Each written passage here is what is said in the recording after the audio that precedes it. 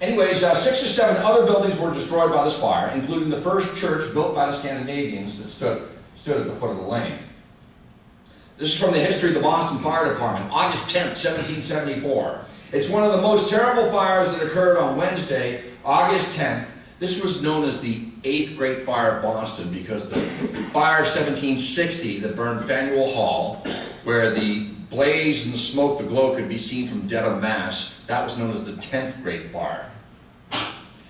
And it occurs on Wednesday, August 10th at about 10:30 at night. The fire is discovered in a large brick dwelling house located on Fish Street at the foot of North Square, which is now the corner of North and Fleet Streets. And it's owned by a Mr. Milliken and Mrs. Campbell. The lower part of the house was a mass of flames before the occupants of the upper floor were aware of their terrible danger. Several escaped by jumping from the windows, some of whom, being considerably burned, were destitute of clothing, while 3 women and 2 children perished in the flames. The house was entirely consumed, and a bakehouse adjoining it was badly burned. Now, there's some anti-British sentiment in Boston at this time. And Hugh Earl Percy, one of the commanding officers in Boston, politely offered the service of some soldiers who could be depended upon, but was informed that the regulations of the town rendered their assistance unnecessary. Of course, Engine 3 was the first to throw water on the fire. That's an early Huntington engine. May 17, 1775, a fire broke out on the south side of the town dock in the building occupied as barracks by the British troops. One of these buildings belonged to John Hancock. For 10 days prior to this fire, there had been a report circulated that the Liberty Party intended to fire the town. Quote, "Soon as I observed the fire," says a Bostonian, "the bells not ringing, I cried fire, but was stopped by a soldier who said it was against orders and who threatened to knock my brains out if I did not keep still. When I arrived at the fire, there was no engine, and I asked the reason of such extraordinary delay, and was told by an engine man that he had been to his engine, but the bayonets were too thick." British holding muskets. After the fire had been long raging, the engines finally arrived. 20,000 pounds worth of damage, and a large quantity of provisions generously contributed by the patriotic friends of Boston for the relief of the inhabitants. And Boston was blockaded at that point. They were laboring under the oppressive port bill, and they were also destroyed. So some valuable things. They think that British set that. Even though the Liberty Party had threatened to burn the town down, they think it was set by British troops. Anyways, this conflagration originated from the bursting of some cartridges, and before the fire was extinguished, 30 buildings were destroyed. Another Boston fire, a couple of them. December 3rd, 1777, a fire at Wings Lane on Elm Street. December 11th, the barracks located on Cobble Hill were burned by the British prisoners who were confined there. And for the fire of January 1778, a fire consumed an edifice located in Frog Lane, that's today's Boylston Street, built 50 years earlier by Peter Clarendon, you're familiar with that name, but then occupied by John Carter, Esquire. The fire originated in one of the chambers about 9 o'clock on the evening of the 15th, and burnt so rapidly that very little of the furniture was saved. A barn in the premises was also destroyed, and had it not been that the snow was very deep in the roofs of these houses, a terrible conflagration would have resulted. As it was, the several buildings caught, but the flames were extinguished before much damage was done.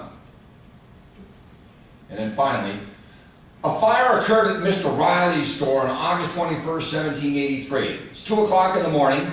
It broke out in a barn occupied by Mr. Crane near Oliver's Dock. The flames communicated to 5 other barns lying in its course, also the dwelling of Mr. Jeremiah Russell and the store of Honorable William Phillips, which were totally destroyed. 9 horses and a large quantity of merchandise were burned. The engine from Roxbury rendered assistance.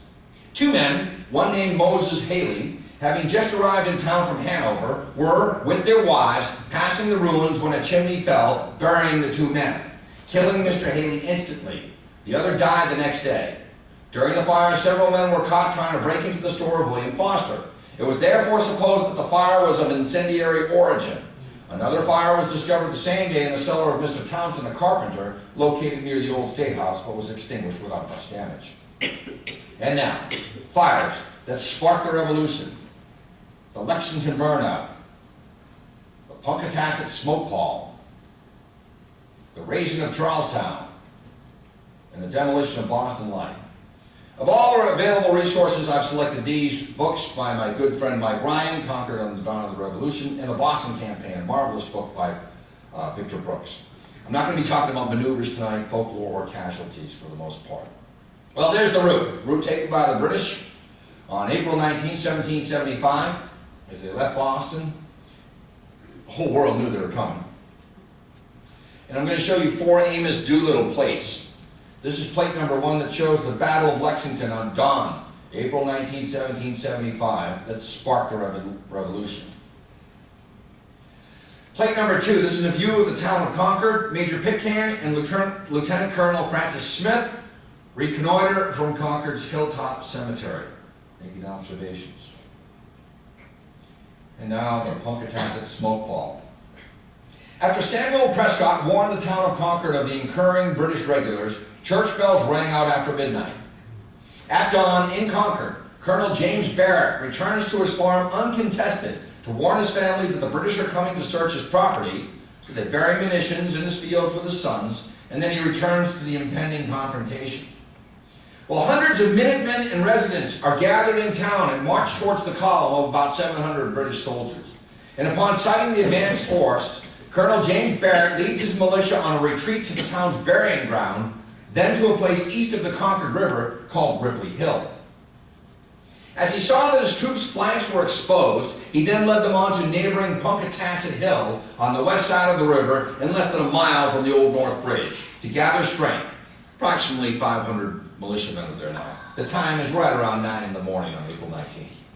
There were 2 British objectives that day: destroy weapons cache and eat breakfast. General Gage's spies had made maps that pointed out several locations of munitions, including 14 cannons. Homes were searched for weapons, and food was purchased. That's almost like Monty Python, I'll pay you on Tuesday, the old wimpy thing. They take food and they'd send you money later, which they never did. 3 24-pound cannons, these are big ones, were dug up from Ephraim Jones Tavern's backyard. The Brits chopped down the town's liberty pole and put it into a pile. Then they started a bonfire. Sparks from the bonfire ignited the town's meeting house. Temporarily, redcoats and residents worked together to extinguish the fire. According to a British historian, quote, the grenadiers spoiled some flour, knocked the trunnions off several iron guns, burned a heap of wooden spoons, and cut down the liberty pole. That's it. What did they miss? Well, they missed 10 tons of musket balls and cartridges, 50 reams of cartridge paper, 31 flour barrels, over 17 tons of rice, and over 8 tons of dried fish that were scattered throughout the towns of Middlesex County, with significant quantities stored at Barrett's farm.